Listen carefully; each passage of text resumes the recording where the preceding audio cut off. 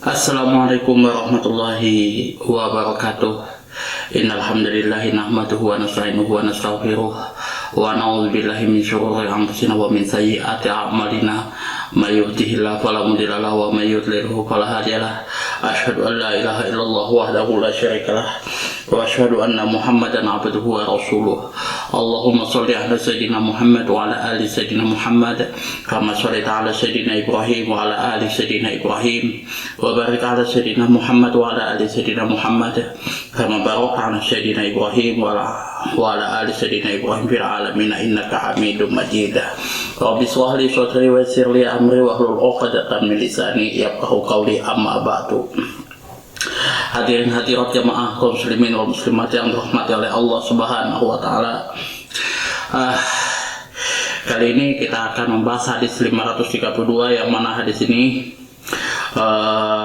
membahas tentang masih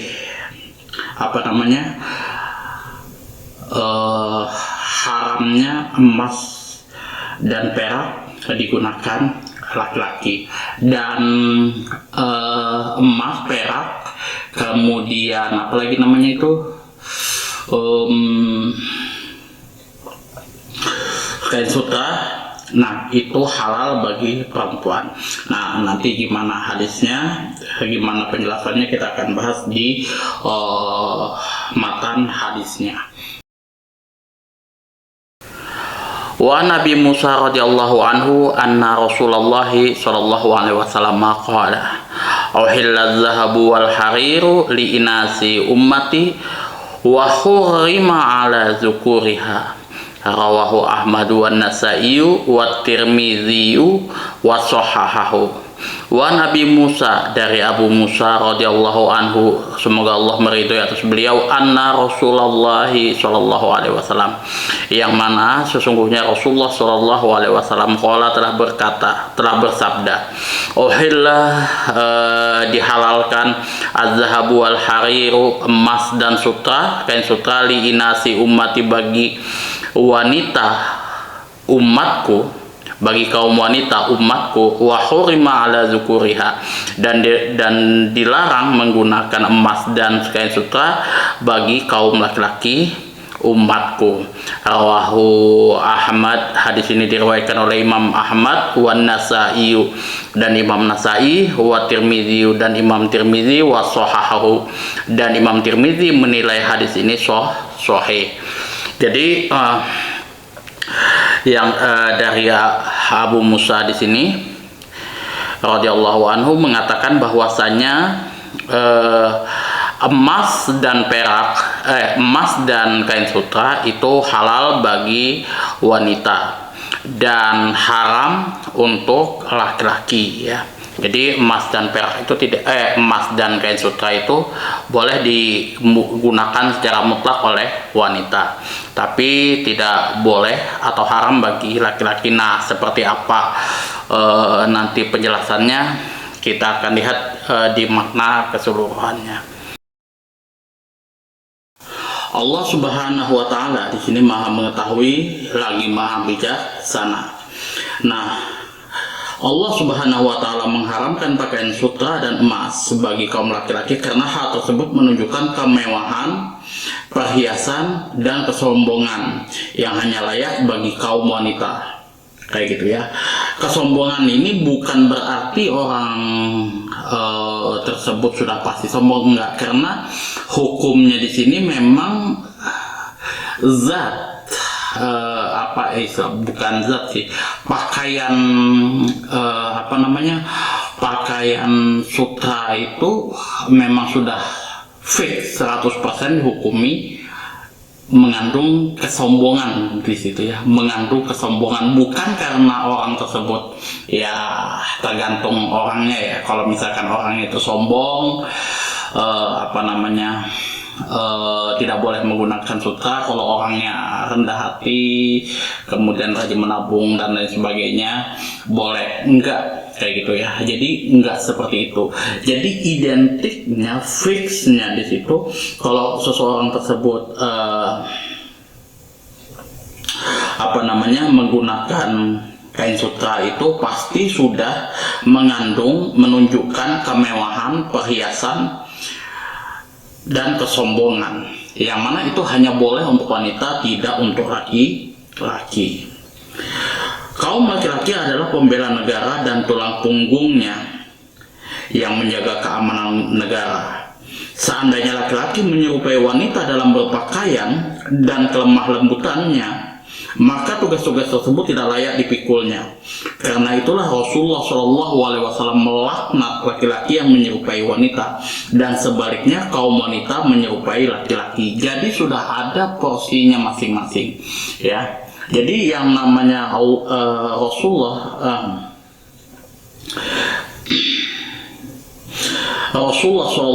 SAW di sini melaknat kaum laki-laki menyerupai wanita, dan begitu juga sebaliknya, wanita menyerupai laki-laki. Jadi yang namanya emas, perak, kemudian apalagi sutra itu sudah bagian daripada wanita.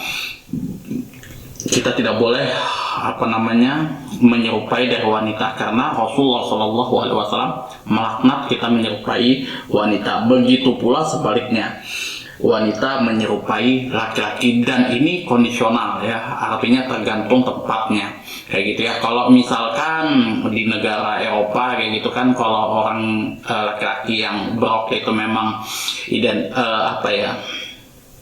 masih normal kayak gitu, dan memang ada momen-momen tertentu, ya kan, kayak yang Eropa tuh kalau dia tiup trompet yang kayak gitu kan, ada pakaian khas dia yang ada roknya kayak gitu, yang kotak-kotak Skotlandia kalau nggak salah.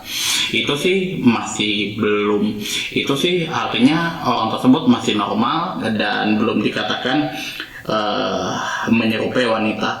Tapi kalau di Indonesia umumnya, kalau misalkan laki-laki menggunakan rok, kemudian pakai lipstik, melambai kayak gini kan, sudah yang ya begini cara mukulnya kayak gitu. Nah, itu sudah artinya seseorang tersebut menyerupai wanita, dan itu haram hukumnya kayak gitu ya. Jadi tergantung daripada kondisi suatu tempat, ada istiadat suatu tempat.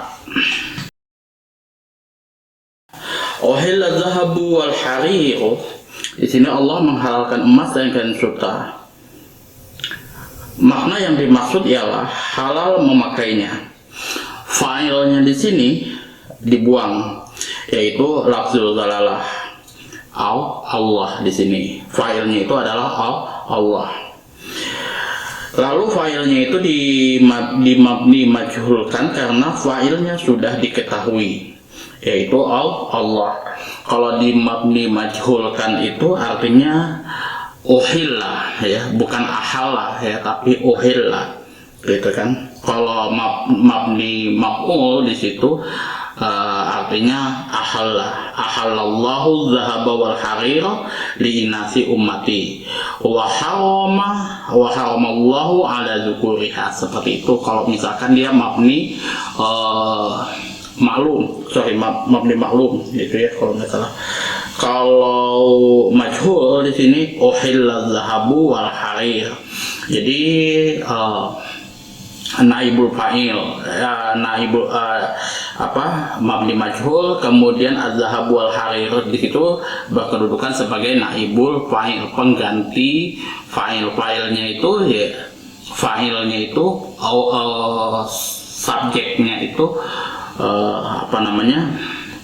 subjeknya itu Allah Subhanahu wa taala.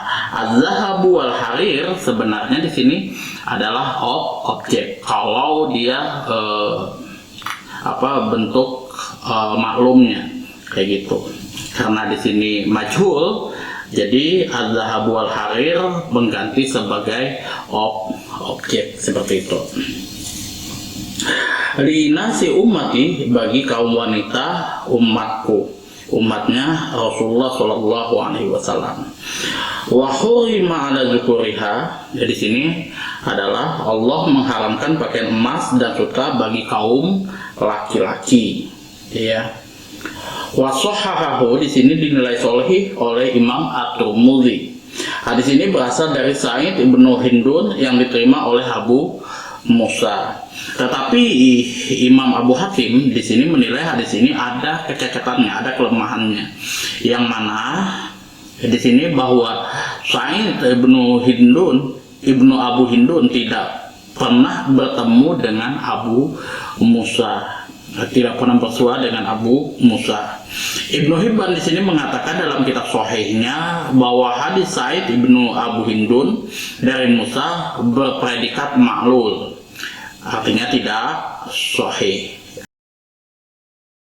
Pakaian sutra dan emas haram dipakai oleh kaum laki-laki, namun halal bagi wanita.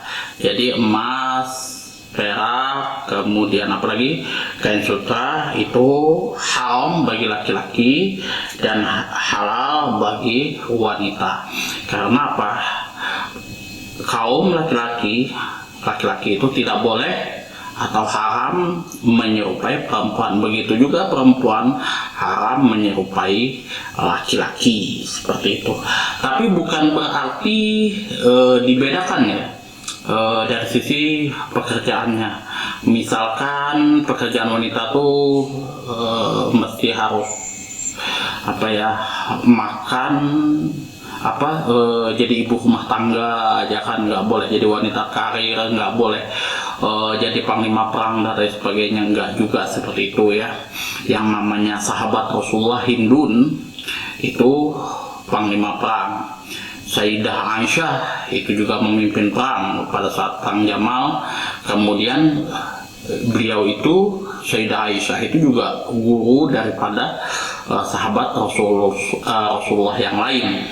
Karena banyak hadis-hadis yang sifatnya privasi dari yang tidak banyak diketahui oleh orang. Karena itu hubungannya masalah rumah tangga Rasulullah SAW itu diambil daripada Sayyidah Aisyah dan istri-istri Rasulullah yang lain. Yang paling banyak itu Sayyidah Aisyah. Jadi kalau pekerjaan itu nggak ada masalah istilahnya. Tapi kalau sudah berpakaian, kemudian lemah gemulai dan lain sebagainya, menyerupai laki-laki menyerupai perempuan menyerupai laki-laki, itu Rasulullah SAW melaknat. Itu saja mungkin yang dapat saya sampaikan, kurang dan lebihnya saya mohon maaf yang sebesar-besarnya apabila ada di dalam penyampaian saya ini tidak sesuai dengan ekspektasi teman-teman semuanya. Ada kata-kata saya yang mungkin menyinggung hati teman-teman semuanya. Apabila ada saran, kritikan, masukan dan juga pertanyaan, silahkan teman-teman atur di kolom komentar. Wabillahi taufiq wal hidayah. Wassalamualaikum warahmatullahi wabarakatuh.